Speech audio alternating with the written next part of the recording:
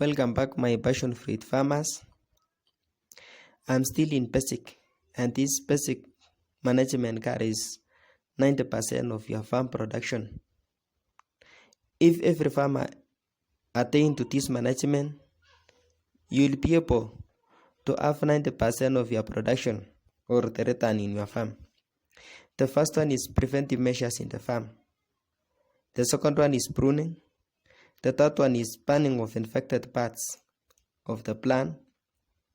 The fourth one is disinfection of the tools in the farm. The fifth one is use of fertilizers. And the last one is use of chemicals. Let us discuss the first one, that is preventive measures in the farm. This is simply field sanitation, that is intercropping in the farm and weed control.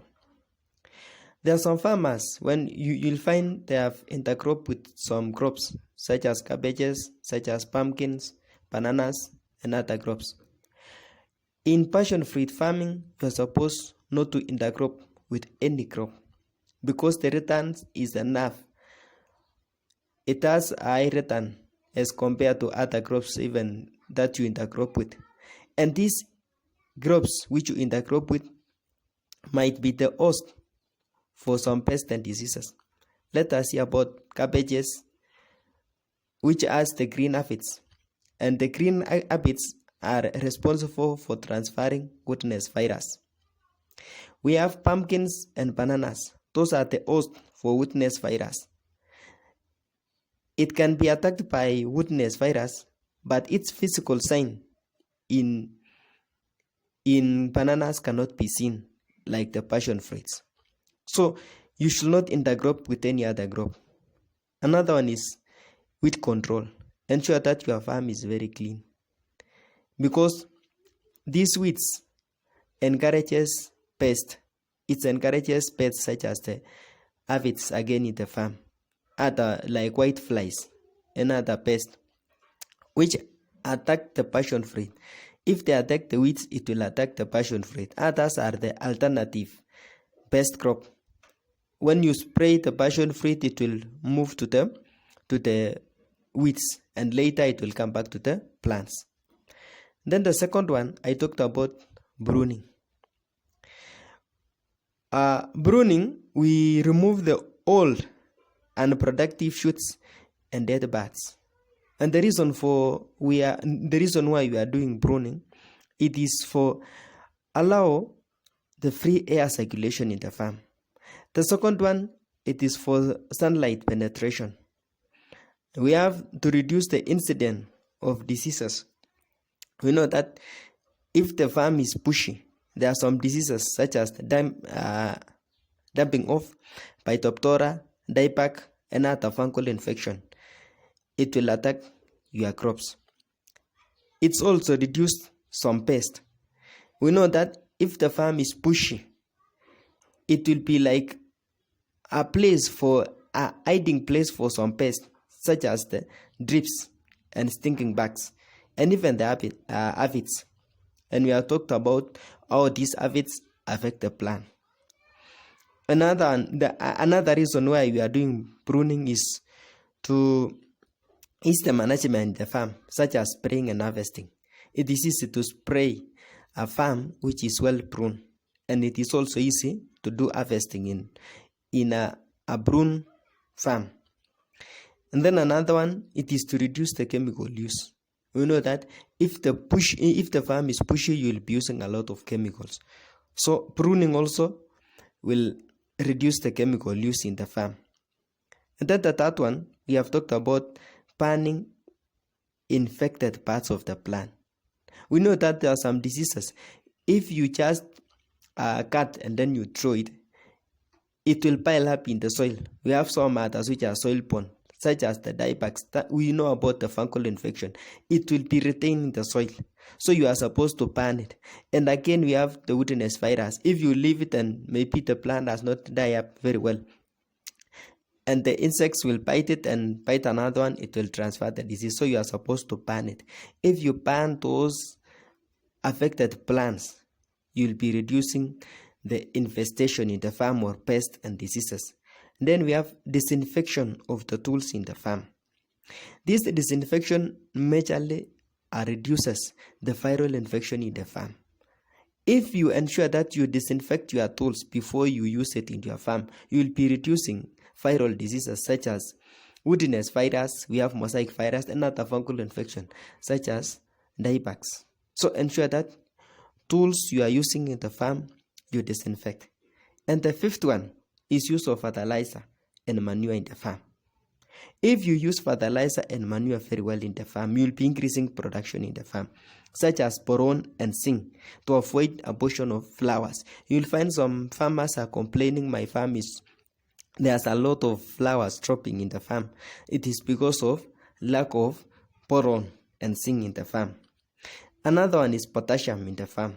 This one is to avoid fruit abortion and the quality of the fruit. We know that potassium is responsible for the fruiting. So it will enable that plant to hold enough fruits in the farm without abortion in that farm. We have the nitrogen. Shortages in nitrogen. It lowers the growth of the fruits. And you are supposed to add this nitrogen as fertilizer 3 months after planting and after pruning. Every pruning you add CAN, that is nitrogen as fertilizers. And phosphorus, it is for root development. This one you add during planting. And after every harvesting, you know that the plant has been depreciated some nutrients. You are supposed to add NPK in every flowering. Every flowering season you add NPK.